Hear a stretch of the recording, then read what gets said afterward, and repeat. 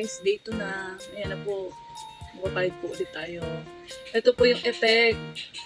Nagbabalat na siya. Ayan. Ayan. Tapos yung tigyawat ko, yung pimples, medyo natiyo siya. Ayan. Kaya, para sa akin lang, effective. Titingnan pa natin kung paano ito dito na effective pa talaga. Lagay po ulit tayo. Okay.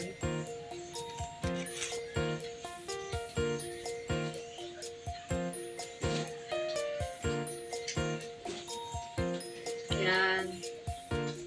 Yan natin yung cotton. Yan. Kailangan basang-basa. Number 3.